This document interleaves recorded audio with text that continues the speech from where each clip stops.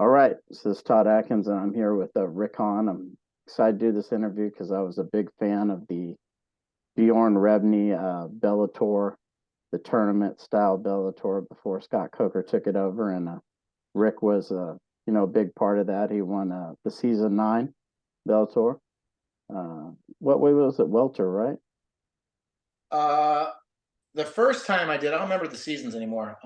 I took second in the welterweight, and then I moved down to lightweight, and then I won, and then the last one I went up to welterweight and won, and so Season I don't 9. remember. Yeah, I don't. I think that was season 9. Yeah. Yep. And I was a huge fan of that, so I'm excited to talk with him. And before we start, I have a sponsor, Live to Fight Design. They make banners for fighters and gyms. So you want to check them out on Instagram. They're at Live to Fight Design. If you use my name, you can get $20 off of one. So Rick, I like to do kind of the old school stuff. That's kind of my era. I got introduced to UFC 2. And so for people that aren't familiar with you, some of these new people, maybe you kind of introduce yourself a little bit. Yeah. So my name is Rick Hawn, obviously, and my MMA career kind of started with Bellator. Is the main, obviously local stuff doesn't really count, but Bellator, and then for many years, and had some success from like 2011 to like 2014, 15, something like that. Maybe a little bit longer. But yeah, it had some good success with the tournaments and some couple title shots and stuff, and it was a great experience, a lot of fun, and um, I'm excited. I was excited to be part of that, especially to watch them grow. Because I think the first one I was on MTV2, and then they moved it up to, I think, like, I don't remember what it was, Spike TV or something. It ended up being like, it got pretty big after a certain point. And obviously, you were a tremendous judo competitor. Maybe like talk about your entry into judo. Yeah, so I started judo like 12 years old. And that was like my passion at the time. It's all I wanted to do. And I think I was watching like the 88 Olympics because I started judo in 88. And I was like, oh man, judo is in the Olympics. I was like, I want to try. That was kind of like, no, I want to do that. I want to see if I can make the Olympic team. And all through high school, middle school, that was kind of like that was my passion. That's what I wanted to do. That was my goal, I guess. And then after high school, I moved out to the Olympic Center in Colorado, and it was a great place to train, and ended up making the 2004 Olympic team, and had several national titles and stuff like that. So it was a long career, right? It's a hard, judo's very, very hard on the body, and I always wanted to do MMA. During my judo career, I just obviously couldn't do the both. But I always told myself if I was still healthy enough and young enough, I would try MMA after my judo career. Technically, I wasn't young; I was 32, but I did it anyways. Let's talk about you said you moved out to the Olympic Training Center. Like I toured the place a few years ago. Like how does one go there? I mean, obviously you can't just move out there and train. You had to have some sort of qualification to be there, right? Yeah, so every sport's a little bit different. So when I started, you had to qualify. You had to be ranked a certain uh, number in your weight class in the country. You had to have a certain amount of points, I should say. So to be recognized, and then maybe they accept you. They don't accept everyone, right? Because a lot of people want to go, but they kind of it's the specific type of who they want to get there, right?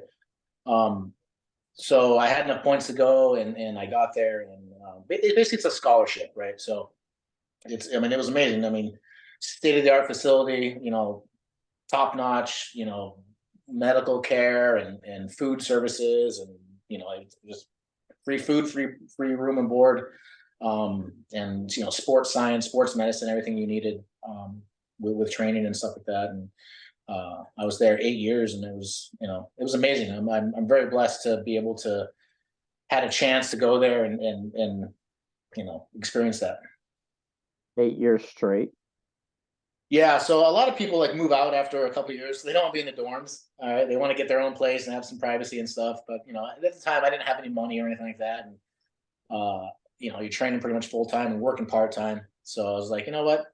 Why not just stay in the dorms? It's state of the art. It's free food, free room and board. So I was there for 8 years, and then 96 to 04. Now, talk about when you competed in the Olympics a little bit. Yeah, so there's different qualifications now than for the Olympic teams to make the Olympic team. So back then you had to obviously be number one in your country, but you also had to be for the men's weight classes, you had to be top six in the Pan American Union for your weight class. So you get points by competing at, Pan American type tournaments and stuff like in Mexico or Puerto Rico or Brazil and stuff. And if you're top six, then your weight class will qualify. But if you're not top six for your weight class, doesn't matter who qualifies the weight class. If it doesn't get qualified, that weight class for your country does not go to the Olympics. It can't, right? So there's two sets of basic qualification and for that. And then we had Olympic trials. So you had to win Olympic trials. Going into the Olympic trials, I was ranked number one, so I had the best seeding. I had to basically lose 3 fights to not make the Olympic team. Yeah, I didn't lose any fights. I won both my matches. The top 5 in your weight class go to the Olympic trials. And that was in June, and then the Olympics were like I think August, September that year. What year was it? 2004. And So what was it like competing in the Olympics? it was. Obviously, it was incredible. Especially that one because it was back in Greece, right? So it was where everything started. It was, it was incredible. Like I can't compare it to anything else because I haven't done anything, on that scale. Like it's such a huge event. It's a worldwide event. There's like 10,000 athletes there in the Olympic Village. And it's just to walk out in the Olympic or the opening ceremonies was just unbelievable. Like I had a video camera I was filming, and I still have to get those videos transferred to like a DVD or something like that. Yeah, it was really really cool, and I'm happy that I was able to kind of live out my goal that I had for so many years. Now, in MMA, was there anything you ever did that even equaled that, walking out in the opening ceremonies of the Olympics? Um, Not really. There's I was never there was never like a crowd like where there were some decent sized crowds, but I wasn't maybe a nobody. I had the first fight. I was the main event for when they went on Spike TV when I fought Michael Chandler. There wasn't a ton of people in the audience, but from what they said, there was 1 million people watching it. Right, there was 1 million viewership. So that was obviously, but obviously you can't see that or feel that, right? So obviously a big event, but yeah, at the Olympics, there's 80,000 people in the stands screaming. It's plus all the other countries are all there all at once, and as well. So it was pretty cool. Let's kind of go back to the beginning when you go into Bellator. Like, tell me about Bjorn. Like, a lot of people kind of have, there's a different kind of stories about Bjorn. Like, what was your impression of him? I love Bjorn. He was always super nice to me. All those guys early on, the crew and the staff, and they were all super friendly. Bjorn, like he fought for me and he helped me out and was always fair, right? So yeah, I never had any bad experiences with him, and I was always grateful to be a part of that time when it was with him. And when Coker bought, I actually never met Scott Coker. And I think like 2 fights after it was purchased or Coker took over, I was cut anyway. So, but it was a different kind of environment. It seemed when Coker took over. What do you mean as it was different? I don't know. It's just Bjorn. Like I said, I never met Coker. Bjorn seemed to be more maybe hands-on or more. I don't know. I had more. I had his cell number, right? So I would text him and talk to him, or if I needed something, or so it was. I think it was more personable in that sense. And I understand, obviously, that's the organization was much smaller, right? And I'm not saying it was a bad thing that it changed or anything like that, but it was just different, right? My experience with us, and like I said, he was always nice to me and fair to me, and he seemed honest. He wasn't two faced or anything like that. And I did well for them, and I think that was part of it. I brought some eyes to their uh, their show. Right. I always thought he was, pretty innovative in what he was doing. I mean, the UFC, like you see them bringing in a lot of these guys now from like the Russian Caucasus and stuff, and he was already doing that back then. Right. A lot of his champions were from those areas. Right. Right. Yeah. Absolutely. Yeah. I just didn't. That was. They obviously they're probably the number two league and under the UFC, but people weren't. I think at the time everyone's like, UFC or nothing. But yeah, obviously they grew with their talent and stuff like that, and then yeah, it was just it was good to have another show. If you did make the UFC, I mean that's why I went to Bellator. Is like the UFC was they said, well, just wait a little bit longer. We'll get you on. We see you, and then Bellator was like, hey, you win $100,000 in a tournament. I'm like, all right, that sounds good. Let me try that. Now let's talk about you crossing over into MMA. What were some of the challenges when you kind of took your skill set into MMA? Uh, well, obviously, I didn't know how to strike, right? So I had to learn how to strike. I'd never done punches or kicks or anything like that, and then obviously judo doesn't have that. So in judo, I was right foot forward, which is a southpaw stance. That's how I always fought judo, and I had to switch stances to be a fighter. So I had left foot forward. So that kind of threw me off at the beginning. But I'm a fairly fast learner, and I just spent, I went to the best place in this area for striking for Muay Thai, Sit Yat Tong, with crew Mark Delagrati. I focused on just learning how to strike. How to, early on I wasn't a very good striker. It took a lot of practice and training for that, and then it started to click for me, and then I actually, ended up being more successful as a striker, I think, when everyone expected me to be more like a grappler. What happened to him? You don't see him around much anymore. You see him a lot.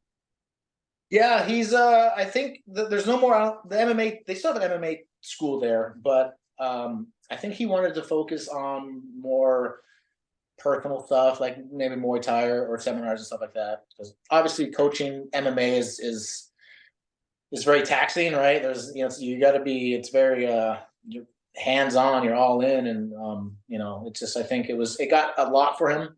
Over the years. I mean, he had for so long he had a lot of fighters under his, some of the top guys in the league, Kenny Florian, Rob Font, and all these guys that are so I think he just wanted to kind of go a different way and maybe slow down a little bit.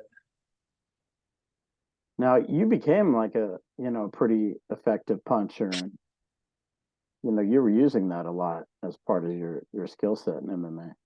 Yeah, no, it started to click. Like I said, I knew going into MMA that everyone was going to know that I was going to try to clinch with them and then throw them. Right, that was obvious. So I didn't want to be the one trick pony. Right, so I was like, I need to learn how to be a good striker because otherwise I'm never going to be successful. So I really focused on. I didn't focus on wrestling or judo. Obviously, I already knew that. So I just focused everything, most of my energy on learning how to strike, and obviously learning jujitsu. But the striking, it was just clicked. So I was, like I had a good strong right hand, I had good power, and then my timing was good from the judo training, and it's just I learned how to to use it to my advantage. And you were having a lot of success in Bellator. I mean, you were winning the majority of your fights. Kind of talk about, I don't want you to go through all your fights because that would take a long time, but maybe just overall, maybe talk about why you think you were having so much success and why you were winning in the majority of your fights. Um, I mean, obviously, everyone's tough in that league, right? There was no like, really gimmies, but especially, being when I fought welterweight, I was usually undersized because I'm naturally, a size of like a lightweight. So I think timing. I mean, and the timing came from the judo training for so many years, right? And then you know, being able to combine that clinch work and stuff with my striking, I think it threw a lot of people off. Um, but I like I said, I really focused on my striking, and my striking, it just ended up becoming more natural for me to, and with my power, I was fortunate enough to be successful with it in a lot of fights. Now let's talk about you fighting Chandler, because they kind of built that up as you, the judo, versus him, the wrestler. Yeah. Maybe talk about the challenges of fighting him at that time. Well, during that time, obviously was a stud, and he still is, but he his striking now, I think, is better than it was then. Um, he's grown as a fighter. I don't mean as a knock on him or anything at all. It's just I think he's more, obviously, many years later, he's more experienced now, of course. Um, and from kind of talking with people and like hearing things, is when I fought him, is they didn't want to stand up with me because obviously he's a wrestler, and I wasn't really known for wrestling or even known for jiu-jitsu, so their game plan was to take me down. And obviously it was just, he's such a strong guy.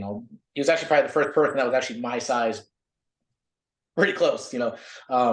But he was just so strong and so explosive with his I couldn't get up, and I ended up making, I got frustrated and rushed something I didn't need to, and he ended up capitalizing on it. And I kick myself every time I think about it. It was like, I could have, it was a 5-round fight. I kind of forced a position that I shouldn't have, and I was impatient.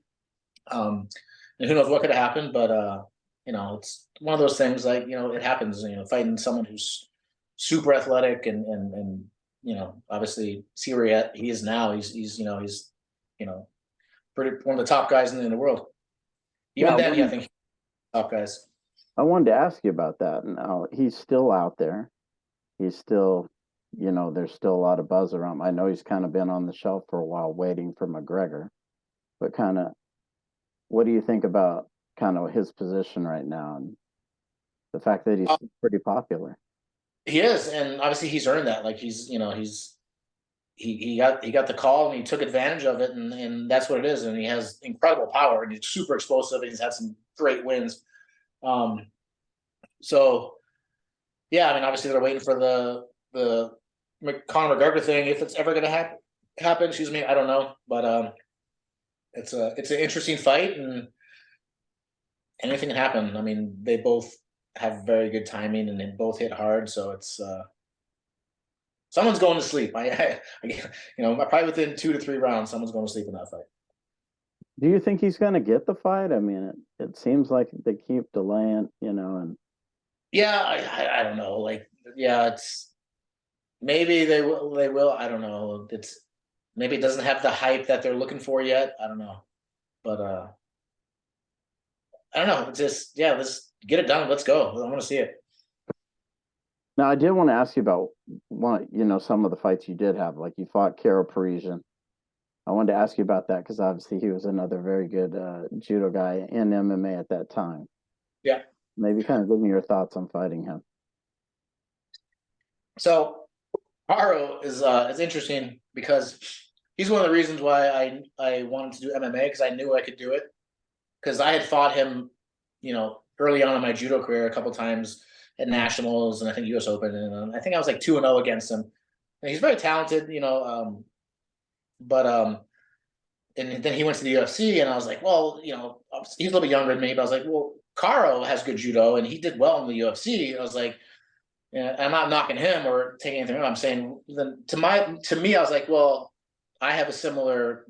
How could I not be okay at MMA as well? Maybe I wouldn't be as successful as him, but that was kind of like, what, if another judo guy could do it, I should be able to do it too.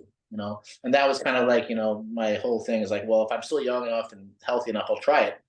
And then it ended up happening. We ended up fighting each other, and we never liked each other. We were always, in judo days, we always kind of bumped heads. He was, it's just, he's we just didn't get along. And then when that kind of came out in the MMA fight, and I'm happy I got to beat him the way I did. Yeah, did you have kind of a rivalry with LaBelle's guys Um, or Not so. Gopher's guys? I He was with Gopher, right? Yeah, yeah. So I didn't really like. We had experiences in like in junior nationals and stuff. Their team and stuff. Highston, I think it was. I was cool with his cousin Manny Gabriel, but it was just him and I just didn't get along. He's just, I don't know. Obviously, we're probably in the same weight class, right? You're not gonna be best buddies with everyone that you're fighting against, so that's part of it. But yeah, and then there's some ego in there too, and all that. So, but yeah, it was nice to knock him out. It felt good. And I mean, you fought some guys like Douglas Lima, who obviously became real successful in Bellator. Um, Maybe talk about Douglas Lima. I mean, he went on to be a champion. Yeah, he's a freaking monster. Um, that was my worst fight ever, the most painful fight ever, I think, when I fought him. Um, but I mean, obviously, it's for a title, and I went up a weight class. There was an opening in that tournament. I was actually getting ready to do a 155 fight, um, and there was an opening in that season. Someone got hurt, so I called them and I was like, "Hey, I'll step in." Um, as long as I didn't want to fight those welterweights. I was like, is there guys close to my size? I didn't want to fight giants. I'm like, if that's the case, I'm not going to do it. Like, I'm undersized. And then like your first matchup would be against I forgot the guy's name, but he was like my size, just wide. And I was like, all right, I'll do it. And then they let me do it, and I ended up winning, and obviously you get the title shot. And I was like, well, I got to fight Lima for the belt. I'm not gonna not take the fight, right? Obviously he's super tough guy, and um, devastating knockouts with his kicks and stuff like that. And yeah, it was a rough fight. I still have a hole in my shin from him kicking me. Like there's no muscle left there anymore. First couple kicks, but super nice guy. Like I'm friends with him and talked to him afterwards, and but just yeah, he's just a monster. And obviously I'm not a welterweight, and I don't think I don't know if I want to fight guys that big again. Yeah, I want to ask you about that because having fought in these tournaments and looking back on it, like let's say you were in the PFL now, is it something where you would want to do these tournaments again? Uh, if I could, yeah, because they're $1 million tournaments now. No, I uh, mean, if you had the choice, like let's say, I see what you're saying, where it's $1 million. I get that. Like for example, PFL now they're going to have because they acquired Bellator, and we'll get into this a little bit more in the moment, but they're going to have their international series, which isn't going to be tournaments, and then they're going to have the tournament. If mm, you had your choice, which would you do? Probably tournament, Because of the money. right? I mean, I got into MMA to make a little bit of money. I didn't care about being a champion or titles. Um, and that was kind of like my coach at the time, Jimmy Pedro, who was my manager when I first started MMA, and he's like, "You're 32 years old. You know, be realistic." And you're like, "You're right. Like, I don't care about being a UFC champion and all that. I just want to go see if I could do it, prove to myself that I could. And if I make a little bit of money, cool. Like, why not? I have all this skill set. Why waste it when I could actually use it? You don't make any money in judo, right? That's you just spend money and lose money. So if I could make a little bit of money with the thing I did my entire life in a different arena, why not? Um, so for me, it was always about how well could I do, and I had more success than I expected, and I think more success. I was more successful than most people expected me to be coming from where I came from. Because Don Davis is the president, CEO, whatever of Bellator or of PFL. He's saying that some of these guys, a guy like Anthony Pettis, for example, who's older, says he doesn't want to do the tournament. So do you think that's Well, going to be a challenge for them to? it depends. I mean, I don't know how are they doing it the same as Bellator, like once a month you fight? Uh, well, they haven't taken it on yet, but Okay. going to have this option where these guys can fight in this international series, and then they can cross over and do some, super fights with guys who've won the tournament and Right, things right, right. like that. Yeah, I mean, obviously, when you're older, like that format of fighting once a month is not easy, right? Especially if you get banged up a little bit, and it's but it's yeah. If you're younger, you can do that, but if you're older, I can see why you don't want to like. I'd rather just fight, maybe 3 fights a year, and not be, you know, so close together with them. I mean, is this something when you were in Bellator, did you ever notice that guys maybe didn't want to do it after a while, or?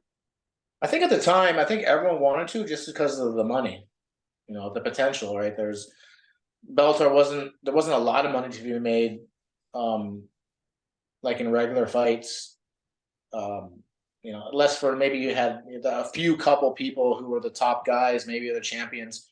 Um, but it didn't really, at least I didn't, the money was really in the tournament. So that's that's what I wanted to be able to do, and obviously work my way up with a contractor or something like that. But Were you looking to cross over in the UFC, or were you strictly focused on Bellator? well, I knew at the time if I was with Bellator, UFC is not gonna. They didn't take anyone. They're like, nah, we don't want you. You know, and I don't remember who was Ben Askren the first person to kind of cross over, I think. Um, and they fed him to the wolves, like just to make a point. Um, so to me, it didn't matter. Like I'm actually happy, and looking back, you know, I made more money than I guarantee I made more money in Bellator than I would have if I went to the UFC at the time, right? Because again, I was too old and I wasn't going to be able to become a champion or fight for titles. I don't think they're so deep. Belt UFC was in those weight classes. So I'm happy, and grateful that I was able to do what I did, and you know, yeah, it'd been cool to say I fought in the UFC, but and a lot of people look at that, I think, as like a down, oh, you never fought in the UFC, you're not successful, right? But you know, I I'm fine with it. Like I don't care. I did what I had to do. I had a decent career, and again, that's my second career, so it's like cool.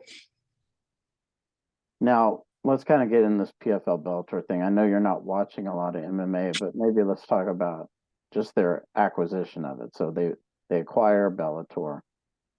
They're kind of going to do two things. I think eventually, maybe after a year, they're going to roll Bellator into PFL. They're still going to run Bellator under Bellator name for now. Oh, so yeah, okay, yeah. Yeah, but what do you think about them acquiring Bellator in I general? don't know. I don't. I like it when I think PFL started. They had so much money behind them. I was like, wow, there's. I didn't realize. I was like, when they first started doing the tournaments, the $1 million tournaments and stuff, and I looked at their weight class and like 4 years ago. I'm like, 155, and this was after I was retired. I was like, oh man, should I go back and try to, it's not a super deep weight class, and but I was like, no, I'm too old for that. But yeah, they have a lot of money behind them, and that's cool. It's interesting because I have friends and old teammates that were in PFL now, like Kayla Harrison and Ollie Oliverin. He just won last week. I used to train with him at TriStar, and they're both champions and stuff, which is really cool. But yeah, it's cool. I'm happy to see that there's something other than the UFC for the fighters who can also make a living and be successful, and not just have all their hopes and dreams and own the UFC. So the million even enticed you enough to think about coming back. I seriously thought about it. I was like, to me, I was just kicking myself. I was like, man, 2 years after I retired, they started doing $1 million tournaments. I was like, man, if I was just a little bit younger, but I wasn't serious about it. It's just to compete at that level, it takes. I'm too old for that to do that full time. So it's just it happens when you get older. Now you said you trained with Kayla Harrison. Kind of talk about her success. But she's one of the few people that's kind of. It's almost like judo's not really getting represented as much as it was before. I haven't seen the last few of her fights. But obviously she's in a weight class that's not as popular as the 35s or the 25s for the females. Which I don't think she can make that. She's a big, strong girl. I think it's at 45 that she's doing, right? Or 50, phase 55. So, but yeah, I mean, obviously, she's still throwing people around, but again, it's that weight class, and I don't know the marketing with her and stuff. I know she's been doing really well and been successful and financially and stuff, so I'm happy for her. But yeah, I mean, there are a lot of athletes you see here, like Khabib and stuff, talk about judo, and a lot of other people kind of know, and they respect it because they know if you're good at it and you can use it the right way, it can be obviously very useful. So it's yeah, but yeah, there is no you don't see a lot of people. It's not really marketable right now, or it's not being marketed, I guess. Yeah, because like I see Mo Johnson from ADCC, I see him go on Instagram and he's talking about ADCC, and I was like, if you could get one of these guys from Japan who was in the Olympics to do a super fight in ADCC, these guys are massive celebrities, Yeah. far beyond anybody you've got. Gordon Ryan is this compared to those guys. Like these guys Well, are. it depends on where they are, right? Like obviously in Japan, obviously some of those Olympic gold medalists, like Ishii or something. Yeah. I was like, if you could get one of these guys to do a super fight of any kind, you have Yeah. lots of people wanting to cover it. Oh yeah, for sure, absolutely. But they obviously have to be. You mean MMA or like Just jiu-jitsu? the just a grappling super fight even. Yeah, I mean, yeah, obviously that would be cool. And but how good are they with jujitsu? Compared to just stand up and stuff like that. So, but it would be an interesting matchup. And definitely worldwide you could potentially bring a lot of eyes on whatever organization does it. Yeah. Do you think it's just because of the demise of Pride that we aren't seeing as much representation of judo, in MMA because Pride was having a lot of the guys in judo. Yeah, I think it's. I mean, I don't know. There's not a lot of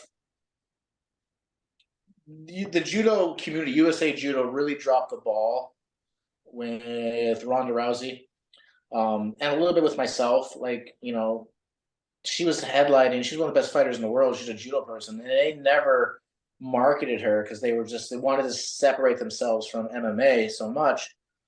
But like your Olympic bronze medalist is the best fighter in the world. Like, wouldn't that be good to bring judo? It's just they really, I think, really could have grown the judo organization, the USA Judo, by marketing them, and even me. Like I was, obviously not as good in judo, but I was on TV and fighting for belts and stuff like that. Like they never mentioned any of us like competing at that level, and they really could, I think, help the U.S. Judo organization to brought eyes made judo more popular in the States, I think, because obviously and even with Kayla, right, you double the first Olympic double gold medalist, like you're not even going to mention that she's fighting for a belt or title. Like the judo community, the people who run it are, I think, are just they're a bunch of morons. Like they really dropped the ball, and if they wanted, they dropped the ball when they could have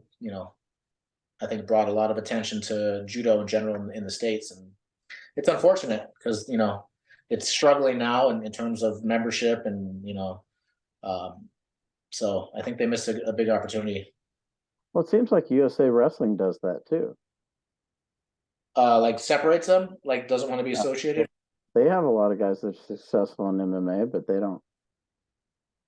They, Yeah, and maybe the thought process is they don't want people just to be like, oh, I'm gonna go to wrestling or MMA instead of wrestling, right? I can make money, uh, to go in MMA, but most of these guys, they have their career and then they go to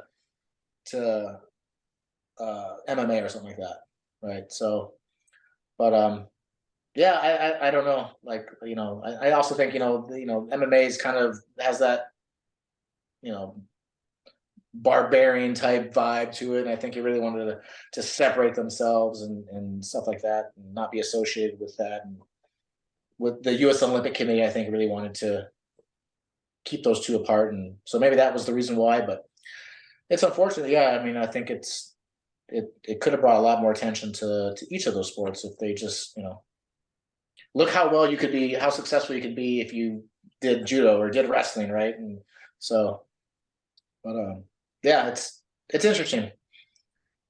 Now that you brought up Rhonda, maybe talk a little bit more about that because I didn't really ask you about that. But when she was, kind of coming up and kind of her meteoric rise, maybe talk a little bit about that.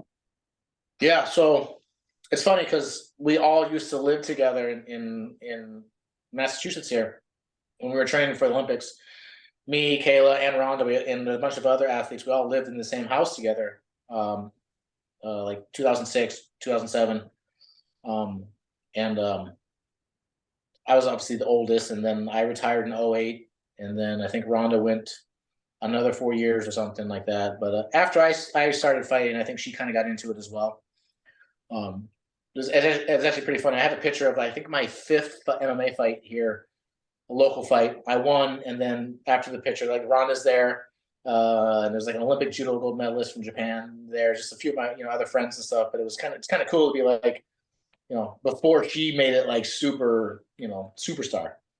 I don't think she even started fighting yet, or maybe she had one or two fights. But yeah, it was cool to have to know someone and then to kind of see the well, she brought women's MMA to the world, right? So she was the reason why, and I think she didn't have, I think, the best coaching, and she went the route that I didn't want to go in terms of um, what to do in an MMA fight. Like, I didn't want to be that one trick pony and only have the judo and the takedowns and jujitsu. I wanted, you got to know striking because you will get figured out at some point, and she did, and you know, there was no coming back from that. Yeah, she was training with Goker's guys, right? Yeah, and I, obviously I know they're probably training her striking, but I don't know, like I'm not going to knock it. But it's just I would have done things differently, I think, or at least I did things differently for my career. Like I said earlier, I focused only on striking because I knew the other stuff. That's a given. Um, I'm going to do what I don't know and get better at that. So I don't know, but what can I say? She made way more money and more successful than I ever was. So yeah, I can't. I'm not dissing her or knocking her at all. And for people who aren't familiar with Goker, maybe talk about Goker a little bit because he's kind of like some people know a lot about him, and then other people don't know anything about him. Even people that were around at this time, he was kind of like maybe a little mysterious. Yeah, I think where are they from? They're from They're um Armenian, right? I think so. Yeah. Yes. I didn't know much about him. Like I've seen him around judo and stuff like that. I wasn't super close with them, and but he was, judo. I think there was some sambo in there. I don't know about striking and all that stuff. I really don't know much. I really can't say much about him that I knew. I just, for her, I would assume that she would, brought some other people in besides just your. Some coaches can take you so far, but then you have to move on. And I think she was so loyal to them. She's like, I'm gonna stick with you guys for everything, and maybe that wasn't the best idea. I don't know. I can't really say because I don't know. I wasn't there, so I'm sure the UFC probably tried to get her to do some other things because she was. yeah. Yeah, she probably had other coaches and stuff, but I mean, yeah, I mean, I don't know. I haven't talked to her in a lot of years, so Now, what did you do after MMA? Were you coaching still? Are you coaching now? So when I retired, kind of like another reason why I did MMA is like it was kind of after I had all the experience, I was like, you know what, I want to open up a school or a gym. I have all this experience. I learned Muay Thai, I learned Jiu-Jitsu, I learned, all this other stuff. So I know all these other arts very well. So one of my coaches is also knows, black belt in Muay Thai and Jiu-Jitsu and karate and all this stuff. And he's like, why don't we open up a school together? And I was like, perfect, because he has a lot of experience. So that's what I did after in 2000 January 2016. We got a building, and I've ran the martial arts school since then. So I'm going on 8 years. Um, Karate. I had to learn karate, so black belt in karate. So karate, jujitsu, judo, and Muay Thai. So it's been a really successful. Still have close to about 150 students now, and yeah, it's going well. It's much easier than fighting. But doing the teaching thing rather than MMA, like what it, how do you think like your experience, from judo to MMA kind of helped you do that? Well, I was coaching MMA for a while. We had some guys I was coaching because guys want to do that, and I have some decent experience. So we did that, and I still coach guys now and again if they want to get ready for a fight and stuff. But it's I don't want to be like an MMA coach. Mm. I'll coach my guys if they want to do it. But yeah, it's just I'm and I fought last year. I came out of retirement. I fought last year, and I ended up losing. Um, I fought Jay Z Calvacente, um, but a tough guy. And it was fun to get back in there. And because I was over the last 6 or 7 years, I kind of meant to like I want to try it again. You had the itch. Um, and so it's cool to step back in. And I might do another fight at some point. I was supposed to fight a couple months ago against sure, I forgot the kid's name now, but he never showed up to weigh-ins, so uh, that didn't work out. So, but yeah, I mean, I like fighting. I just obviously my body doesn't like the training, so I like the training for the whole thing about it. The fight, the training, and all that. But it's hard to do.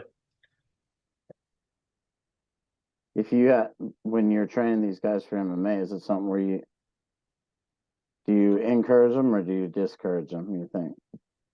In what way? Like No, I mean, when someone comes to you saying they want to do it, is it something where you tell them, yeah, okay, or do you kind of?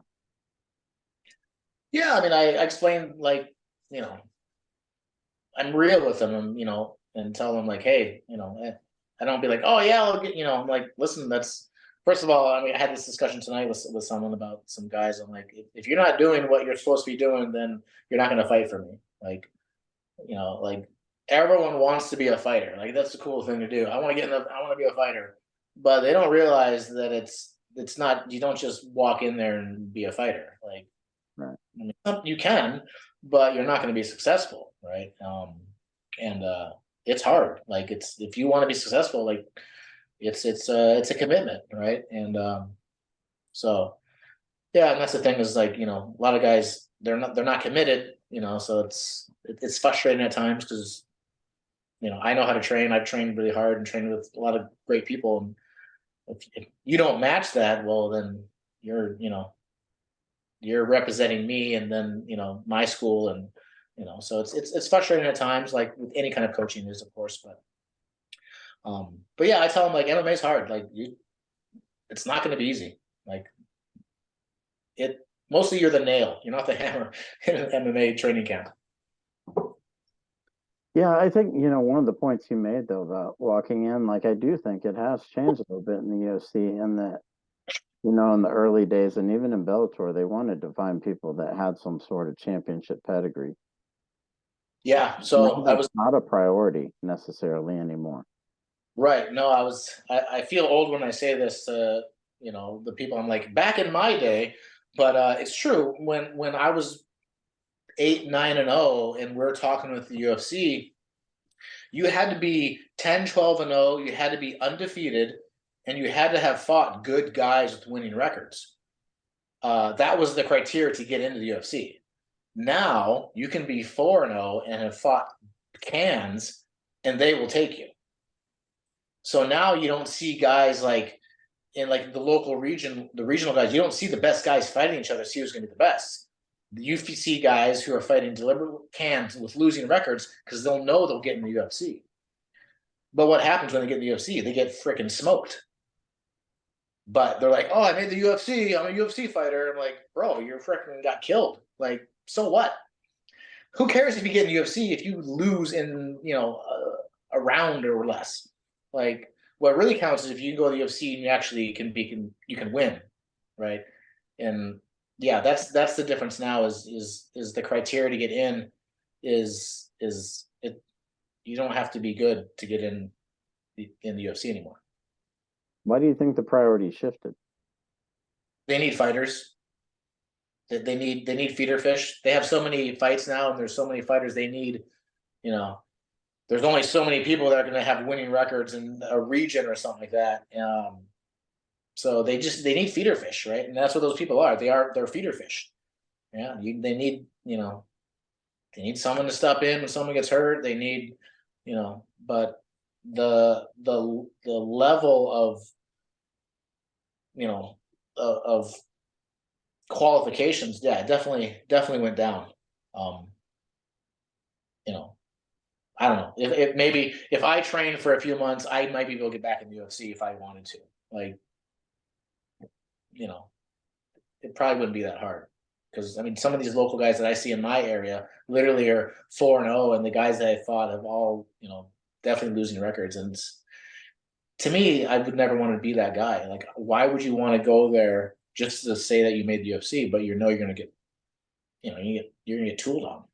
Maybe you'll get a win, fight another guy who was not as good, but to me that was never.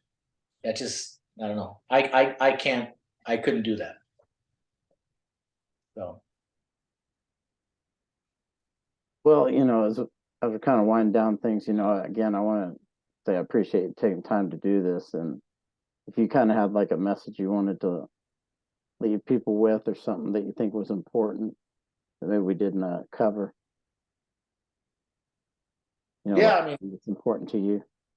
just with anything, whatever you're doing, whether it's MMA, jiu-jitsu, and if you're starting out, it takes a lot of people get frustrated and they quit early, and I've been doing this for 35 years, in a lot of different arts, and it's just you got to just put in the time, listen to your coaches, um, and it's kind of what I was talking with another student parent tonight about is just put the work in. There's nothing beats you got to put the reps in no matter what you're doing. Just it's frustrating at the high level. The people that are that are the champions. There's memes and things like this all about this all the time. It's boring, right? If you want to be at the top level, it's a boring kind of life because you got to put all that work in, and it's hard, and there's no glory. There's no people rooting for you when you're doing it. But the people that can do that and just put in that work, and eventually they usually will be successful at some point if they just put their head down and go. Well, Rick, again, like I said, I appreciate you taking time to do this. I'm always excited to talk to people that were around in the early days. And for people that checked out this interview, let people know like where they can find you. I know you're not super active on social media, but where they can find your school, stuff like that. Yep. So my school's in Plastow, New Hampshire. It's right on the border of Massachusetts, and it's called Professional Martial Arts Academy. If you're in the area, come by and drop in if you want. And social media, Genghis Hawn. I think on Instagram it's Genghis Hawn 1. But yeah, I appreciate you having me, and it's cool to kind of reminisce about the old days. Yeah. Yeah, for everybody who's checked out this interview, check out Rick Hawn, and I appreciate you guys check the support. And until next time, take care.